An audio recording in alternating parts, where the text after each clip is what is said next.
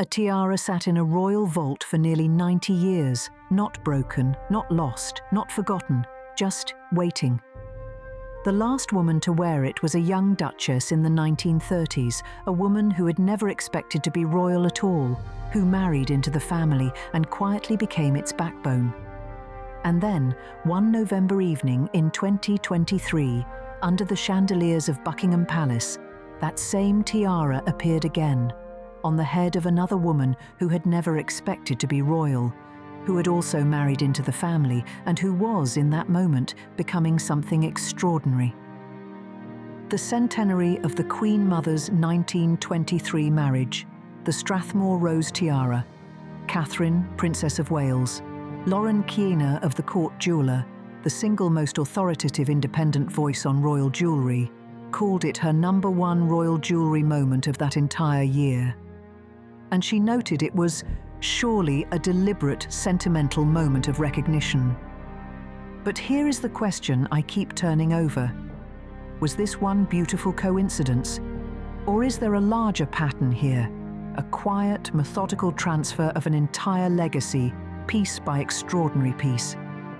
Because when you start looking at the full picture, the tiaras that slept for decades, the necklaces worth tens of millions, the earrings that once belonged to a princess the world still mourns, you begin to see something that goes far beyond inheritance. You begin to see intention. Stay with me. Because what I am about to show you is one of the most quietly remarkable stories in modern royal history. The system behind the sparkle. Before we get to the jewels themselves, I want to make sure you understand something that most people get completely wrong about this story. The popular version goes like this. Queen Elizabeth II loved Catherine, hand-picked her favourite pieces, and secretly set them aside for the future queen. A grandmother figure leaving treasures for the granddaughter she always needed. It is a beautiful story, and parts of it are real. But the full truth is actually more interesting. Royal jewellery falls into distinct categories. The crown jewels are state property. They pass automatically between monarchs. Then there is the sovereign's personal collection, which includes pieces designated as heirlooms in right of the crown. These pass from one monarch to the next. And then there is private personal property, which can be bequeathed freely. The key gatekeeper during Elizabeth's reign was a woman named Angela Kelly. Her formal title was Personal Assistant, Advisor and Curator to Her Majesty the Queen, Jewellery, Insignias and Wardrobe. Kelly controlled physical access to the vault beneath Buckingham Palace and coordinated all loans. Prince Harry famously described her as obstructive. Catherine, by contrast, reportedly cultivated a productive relationship with her. One source told Grazia that Kate had been clever to befriend Angela Kelly. And there is a clear hierarchy. As royal commentator Katie Nicholl established, the Queen Consort really gets first choice of the Queen's jewellery, and after that is Princess of Wales. So Catherine, as the future Queen, was always going to be the system's principal beneficiary. What makes her story remarkable is not just what she inherited, it is what she has done with it. Because Catherine has proven to be something the collection has not had in a very long time, a curator with genuine instinct. Let me show you what I mean. The tiaras that waited. Let us start with the piece that started this whole conversation for me, the Strathmore Rose Tiara. It was purchased in 1923 by the Earl of Strathmore as a wedding gift for his daughter, Lady Elizabeth Bowes-Lyon, the woman who would become the Queen Mother. The piece itself was not newly made. It was an antique, crafted in England in the late 19th century, featuring 5 graduated diamond roses with diamond spray foliage between each. The roses are detachable and wearable as individual brooches. It is, in every sense, a piece of extraordinary versatility and sentiment. The Duchess of York wore it through the 1920s, and into the 1930s. But when her husband unexpectedly became King George VI in 1936, she gained access to the full royal collection, and the modest Strathmore Rose was quietly retired. The Queen Mother was photographed wearing it for the last time in the 1930s. It passed to Elizabeth II upon the Queen Mother's death in 2002. It was exhibited at the Victoria and Albert Museum that year. It was photographed for a book in 2012. And then, nothing. For approximately 90 years, no one wore it. Until Catherine chose it for the state banquet for the President of South Korea. In the centenary year of the Queen Mother's 1923 marriage, she became only the second person ever to wear it. Now consider the Cartier Halo tiara, the one the world watched Catherine wear on her wedding day in 2011. Made by Cartier's London workshops in 1936, purchased by the Duke of York for his wife Elizabeth. Here is the detail that astonishes me every time. Queen Elizabeth II was never publicly photographed wearing this tiara, not once in 70 years of reign. She received it as a gift for her 18th birthday during wartime austerity, and then she simply moved on to grander pieces.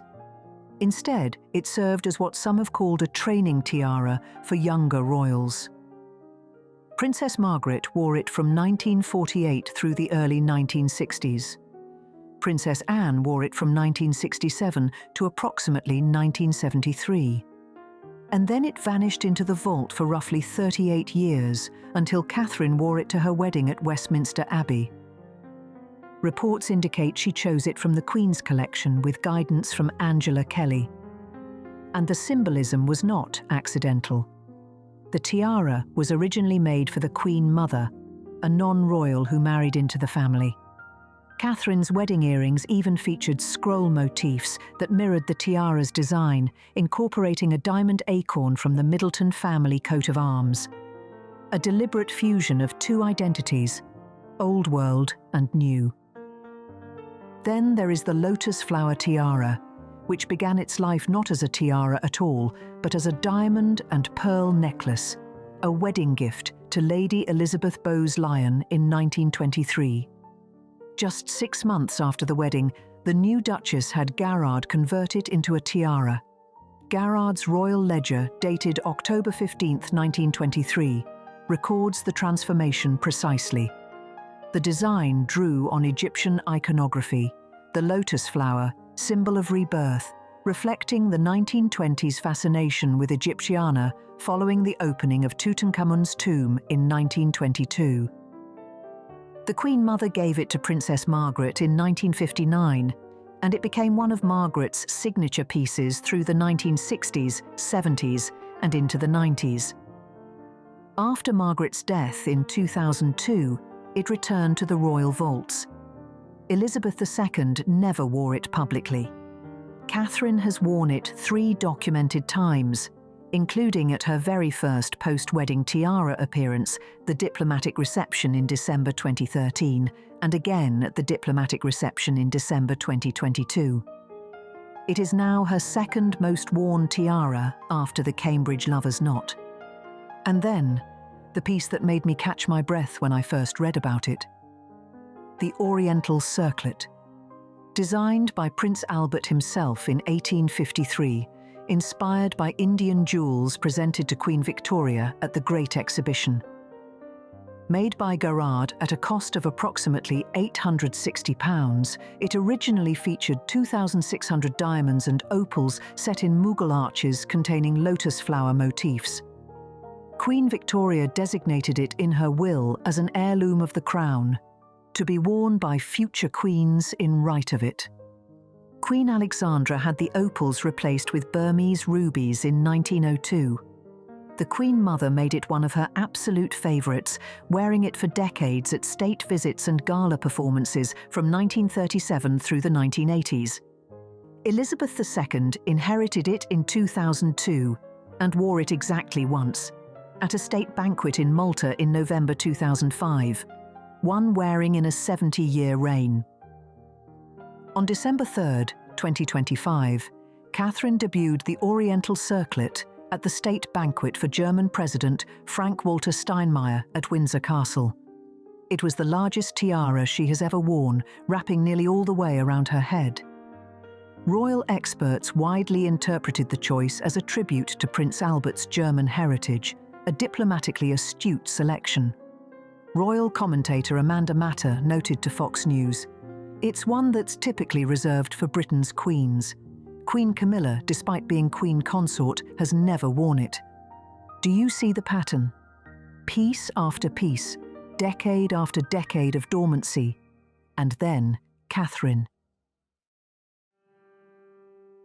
The necklaces with complicated histories.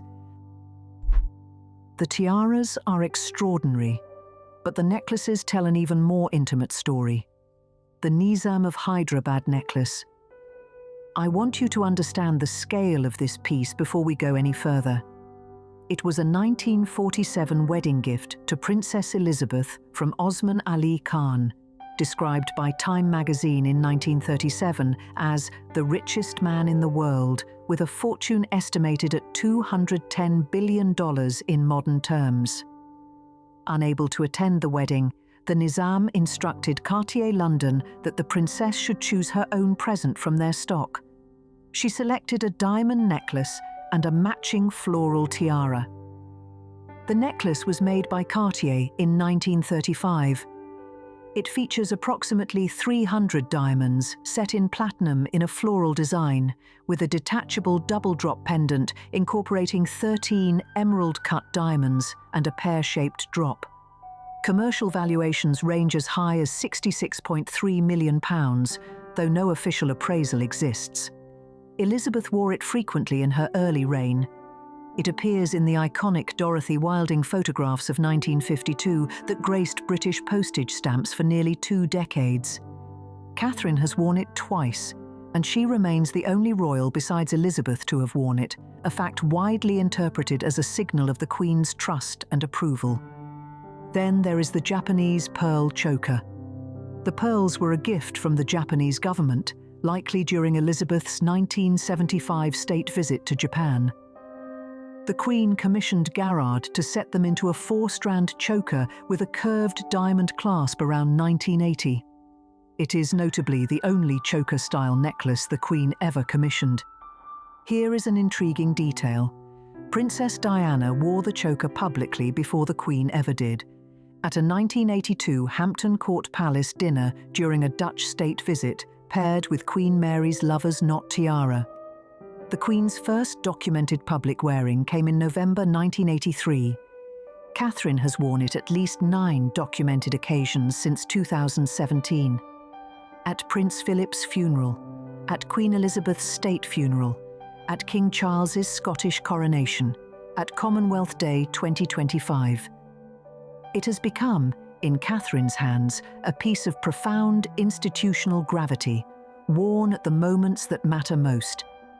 And then there is Queen Mary's Art Deco diamond choker, originally a choker necklace worn by Queen Mary in the 1930s, later appearing as a bracelet in Norman Parkinson's 1975 portraits of the Queen Mother.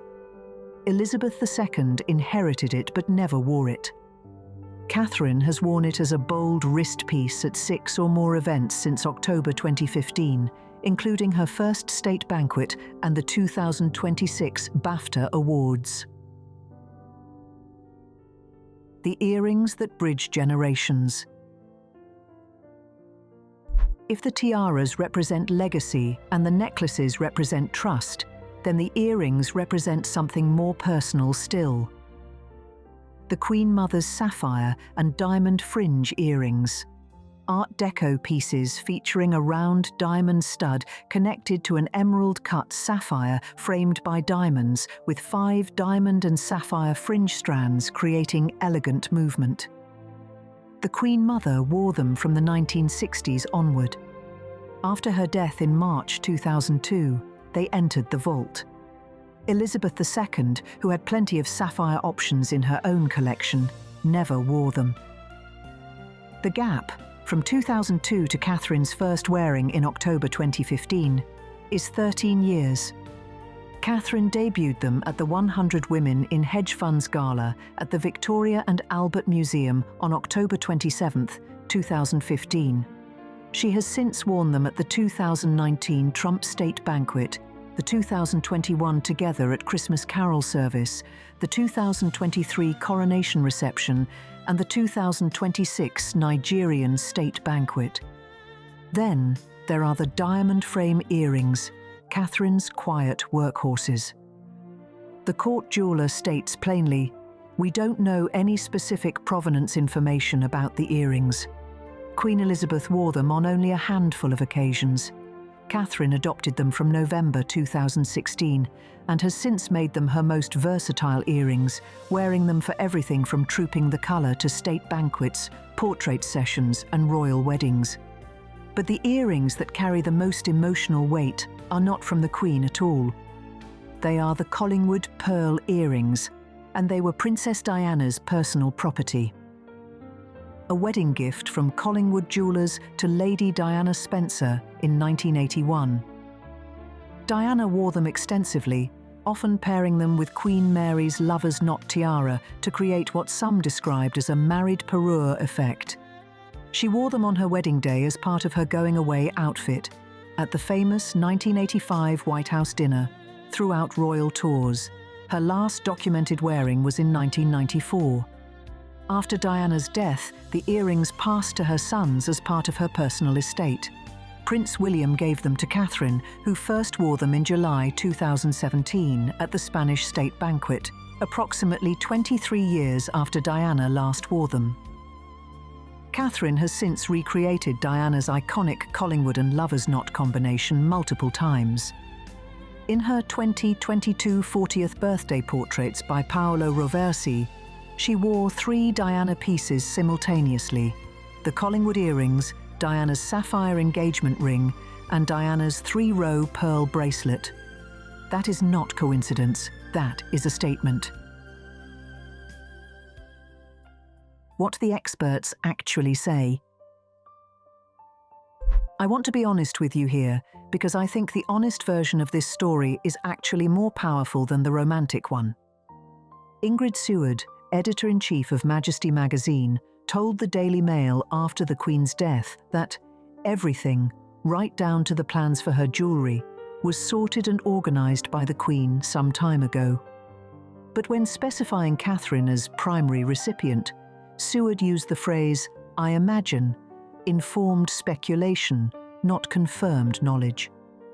Lauren Keener of the Court Jeweller has been careful to note that royal wills are sealed, so we can't look to those documents for guidance. She does not endorse the framing that the Queen saved everything specifically for Catherine. What is documented? Elizabeth organised her estate in advance.